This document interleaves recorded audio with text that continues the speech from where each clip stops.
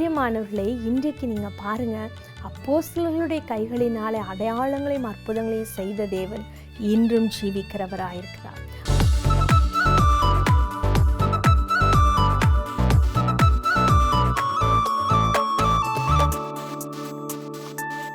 அப்போஸ்தலர் 5ஆம் அதிகாரத்தில் 12ஆம் வசனம் சொல்லுகிறது, அப்போஸ்தலர்களுடைய கைகளினாலே விசேஷித்த அற்புதங்களும் அடையாளங்களும் நடைபெற்றன என்று சொல்லி. அப்போஸ்தலர்களை குறித்து அந்த அப்போஸ்தலர் 5ஆம் அதிகாரத்தில் ஒரு பயங்கரமான ஒரு சம்பவம் எழுதப்பட்டிருக்கிறது.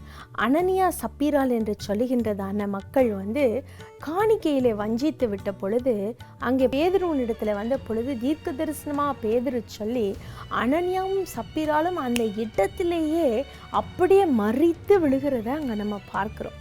அப்படிப்பட்ட ஒரு பயங்கரமான, ஒருவேளை நம்முடைய கண்களுக்கு அது கொடூரமான ஒரு சம்பவமாக இருக்கலாம்.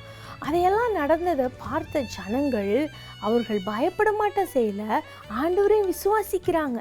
இவ்வளவு அற்புதங்கள் நடக்கிறதே, இவ்வளவு அடையாளங்கள் நடக்கிறதே, இவ்வளவு தூரம் ஆண்டவர் தம்முடைய வார்த்தையை தம்முடைய பிள்ளைகளின் மூலமாய் நிரூபிக்கிறார் என்று சொல்லி அங்கே ஒரு பயம் அவர்களுக்குள்ளே ஏற்படுகிறது. பிரியமானவர்களே, இன்றைக்கு நீங்கள் பாருங்கள், அப்போஸ்தலர்களுடைய கைகளினாலே அடையாளங்களையும் அற்புதங்களையும் செய்த தேவன் இன்றும் ஜீவிக்கிறவராயிருக்கிறார்.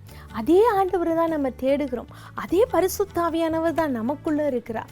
ஸோ ஏன் நம்முடைய வாழ்க்கையில் அது நடக்கக்கூடாது? நிச்சயமாக நடக்கும்.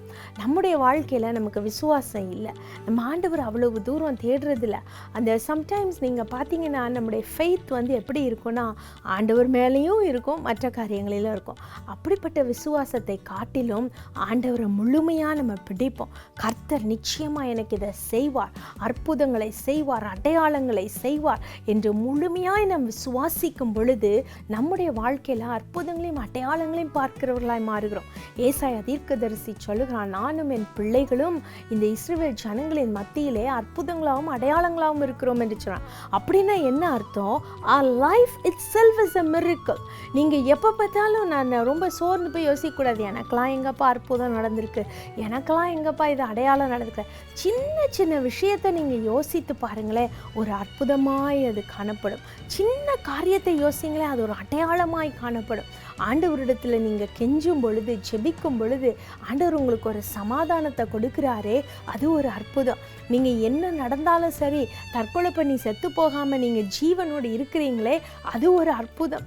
நீங்கள் ஆண்டவர் சமூகத்தில் போய் அழும் பொழுது ஒரு சின்ன காரியத்தை நீங்கள் கேட்டால் கூட, ஆண்டவரே இந்த மாதத்தை நான் எப்படி ஓட்டுவேன், எனக்கு பணம் இல்லையே அப்படின்னு நீங்கள் கேட்டால் கூட, அந்த நிமிஷத்தில் உங்களுக்கு தேவையானதை ஆண்டவர் கொடுக்குறாரே, அது ஒரு அற்புதம். இப்படி ஒவ்வொரு காரியத்தையும் ஆண்டவர் உங்கள் வாழ்க்கையில் செய்கிறத நினைத்து ஆண்டவரை ஸ்தோத்திரிங்க. அது மாத்திரமல்ல, start climbing the miracles in Jesus name. ஆண்டவர்கிட்ட சொல்லுங்க, ஆண்டவரே நீங்கள் இந்த அற்புதத்தை நிச்சயமாக செய்வீங்கப்பா, என் வாழ்க்கையில் செய்வீங்க, இந்த வியாதியை சுகமாக்குவீங்க, இந்த இடத்துல எனக்கு சமாதானத்தை கொடுப்பீங்க, இந்த சத்துருக்களின் முன்பதாக என்னை நிமிர்ந்து நிற்க செய்வீங்கன்னு சொல்லி அந்த காரியங்களை கிளைம் பண்ணுங்க. அற்புதங்களை உங்கள் வாழ்க்கையிலும் அப்போஸ்தலர்கள் கைகளில் நடந்த அற்புதம் நிச்சயமாக நடக்கும், நிச்சயமாய் நடக்கும். ஏனென்றால் நாம் சேவிக்கிற தேவன் என்றென்றும் ஜீவித்திருக்கிறவர், என்றென்றும் மாறாதவர், நீடித்த ஆயுசுள்ளவர்.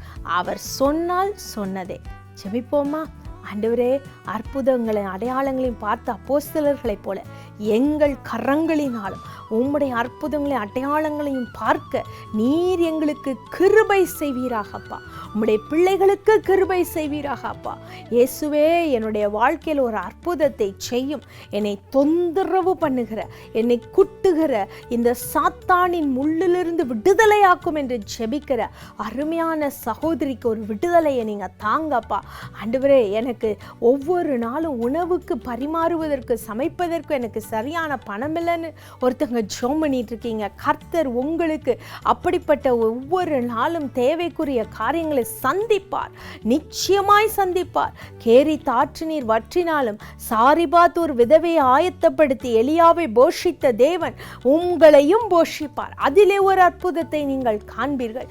அப்பா, உம்முடைய பிள்ளைகளுடைய வாழ்க்கையில ஒவ்வொருவர் வாழ்க்கையிலும் ஒரு அற்புதத்தை பார்க்கட்டும், ஒவ்வொருவர் வாழ்க்கையிலும் ஒரு அடையாளத்தை பார்க்கட்டும். வாயில் இருக்கிற புண்களை நீர் மாற்றி போடும் அப்பா. ஒவ்வொருவருடைய வாழ்க்கையில் இருக்கிற பிரச்சனைகளை மாற்றி போடும் ஆண்டவரே. ஒவ்வொருவருடைய வாழ்க்கையிலும் ஏற்படுகின்றதான எல்லா விதமான போராட்டங்களிலிருந்தும் பிள்ளைகளுக்கு விடுதலையை கொடுத்துருளுங்கப்பா. வீடு சீக்கிரம் கட்டி முடிக்கப்பட செய்யுங்க ஆண்டவரே. தடையா இருக்கிற காரியங்களை நீக்கி போடுங்கப்பா. எல்லாமே அற்புதமாக நடக்கட்டும். அவங்க வாழ்க்கையே அற்புதமாக இருக்கட்டும் அப்பா. நீர் அப்படி செய்ய போறதுக்காக நமக்கு நன்றி. இயேசுவின் நாமத்தில் ஜெபிக்கிறோம் நல்ல பிதாவே, ஆமென்.